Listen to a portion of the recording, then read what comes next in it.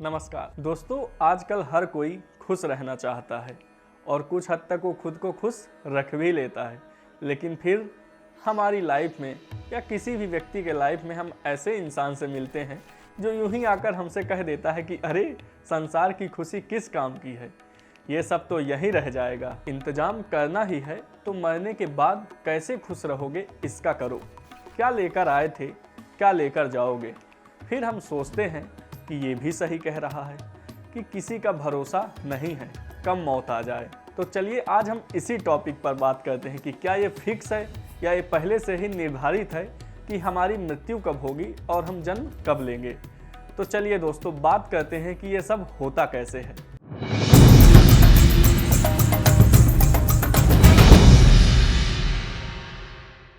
तो सबसे पहले हम जानते हैं एक बुक के बारे में जिसको कहते हैं भृगु संहिता। आपने महर्षि भृगु का नाम तो सुना ही होगा।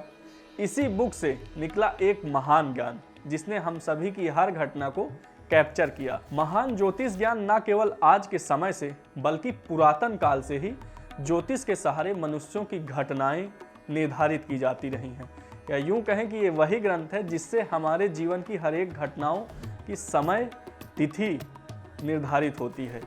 एक बच्चे के जन्म के साथ ही उसके जीवन में होने वाली हर घटना ज्योतिष के द्वारा देखा और समझ लिया जाता है। जैसे कि आपकी लव लाइफ, पढ़ाई या सक्सेस आपको मिलेगी कि नहीं मिलेगी, खुशहाली रहेगी या नहीं, क्या कभी कोई बाधा आ सकती है, क्या वगैरह वगैरह, या फिर इसकी मृत्यु कब, कैसे, कहाँ होगी। अब यहाँ ये सवाल आता है कि कैसे मुमकिन है। अरे भाई सब्र करो, हम वो भी बताते हैं।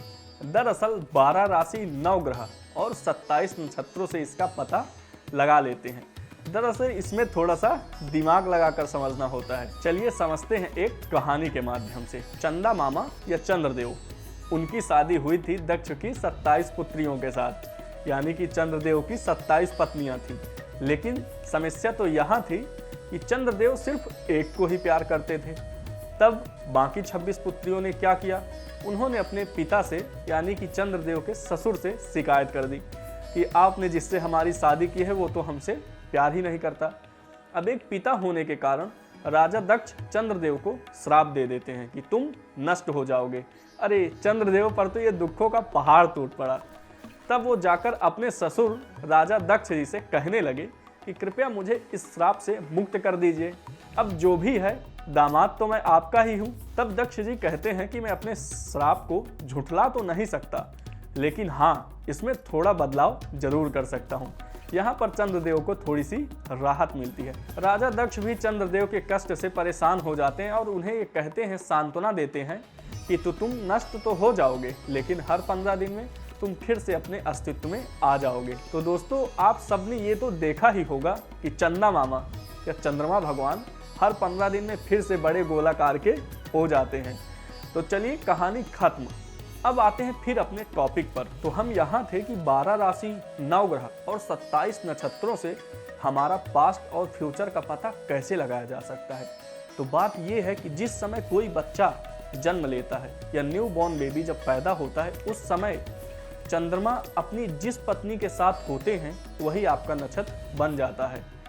अब आप कई बार ये सुनते ही होंगे कि आपका मंगल भारी है, आपकी शनि की 7.5 चल रही है। अगर इन टॉपिक को आम भाषा में कहें तो कहने का मतलब यही है कि आपके जन्म के समय ग्रहों की स्थिति खराब जगह पर रही होगी।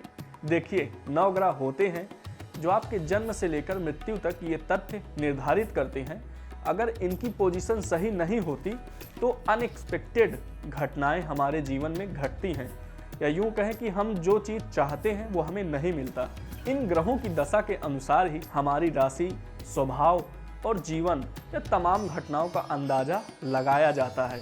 अब आते हैं इसके दूसरे स्टेज पर, और वो क्या है, तिथि और मुहूर्त। देखो भले ही ग्रहों की स्थिति अच्छी है लेकिन तिथि और उनके मुहूर्त का बहुत फर्क पड़ता है हमारे जीवन में। इसीलिए तो हमारे घरों में जब भी कोई शुभ अशुभ कार्य होता है तो हमारे बड़े बुजुर्ग क्या कहते हैं, पहले पंडित जी को बोलकर पोथी पत्र दिखवा लेते हैं। इसलिए उनका अनुकूल होना भी हमारे लिए बहुत जरूरी होता है। अब आप मुझे कहेंगे कि क्या तिथि मुहूर्त लगा रखा है, बकवास। लेकिन रुकिए, ये बहुत ही जरूरी है। चलिए इसको भी एक कहानी के माध्यम से आपको बताता हूँ। दरअसल ऋषि कश्यप की एक पत्नी थी जिनके कोई संतान नहीं थी और जिनका नाम दिति था। वो बार बार अपने पति से गर्भ धारण करने के लिए जिद करती हैं, लेकिन ऋषि कश्यप ये बात टाल देते हैं और कहते हैं कि ये भी अच्छा मुहूर्त नहीं है। अब यहाँ पर आप ये देखिए कि पहले के समय में हमारे यहाँ जो ऋषियों की पत्नियाँ थीं या राजाओं की भी जो पत्नियाँ रही होंगी, गर्भ धारण का जो समय होता था वो मुहूर्त के अनुसार ही चयनित होता था। लेकिन पत्नी की बार बार जिद के कारण ऋषि थे पिघल गए। बिना मुहूर्त के ही कश्यप ने दिति को गर्भ धारण करवा दिया और उनके 2 पुत्र हुए जो भयानक राक्षस थे। उनके नाम थे हिरण्याक्ष और हिरण्यकशिपु। इन दोनों राक्षसों ने अपने माता पिता की राह से भटक कर अधर्म का रास्ता अपनाया और भगवान विष्णु के द्वारा या उनके हाथों मारे गए। तो फिर हम वहीं आते हैं। अब तो आपको ये बकवास नहीं लग रहा होगा और अब ये बात बताने की जरूरत नहीं होगी कि मुहूर्त तिथि का कितना प्रभाव हमारे जीवन पर पड़ता है और क्यों कई बार हमारे अच्छे काम होते होते रह जाते हैं। कहीं ना कहीं उनका कनेक्शन हमारे ग्रहों से, नक्षत्रों से और मुहूर्तों से जरूर होता है, क्योंकि इन दोनों के राक्षस बनने के पीछे अच्छे मुहूर्त का ना होना था। शादी विवाह जैसे और भी शुभ कार्यों में हमेशा तिथि और मुहूर्त को आगे रखते हैं।